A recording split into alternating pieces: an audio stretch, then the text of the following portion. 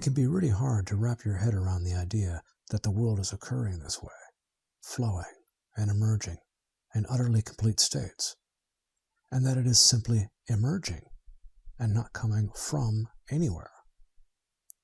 Zen Master Dogen compares it to breaking the news to a fish that the jeweled palace he is living in is actually flowing. Of course, the fish doesn't believe this.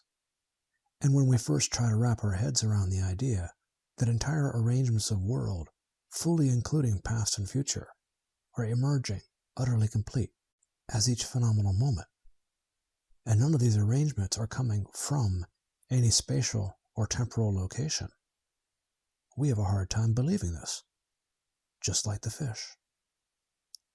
But this is one of those doors you need to step through in Zen. This is the world that is actually occurring.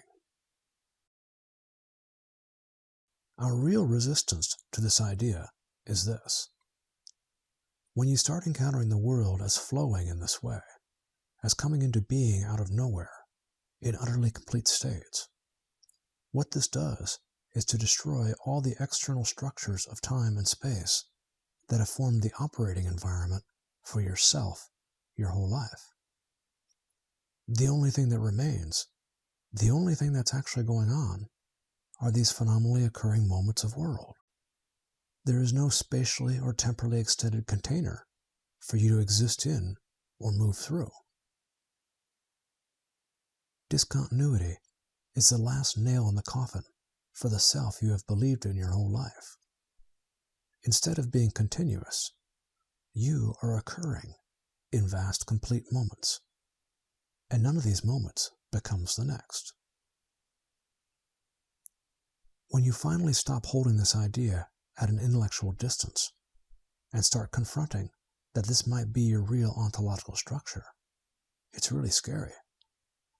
Because this is the final nail in the coffin, the great death of the ordinary ego, as Richard DiMartino would put it. There is no you that continues from moment to moment. But here's the thing. The whole point of Zen is that you've been wrong all your life about exactly this, that there is a continuous self advancing through a separate, solid world. Zen says the opposite is what's really going on. World advances and arises into vast, phenomenal moments of self. Pop, pop, pop. So nothing has really happened here. There is still a self occurring. You still won the lottery. You are totally alive in each amazing, full-blown, phenomenal moment. But this you that is now occurring is not your personal possession. It occurs as brief, amazing moments of world, of self, none of which becomes the next.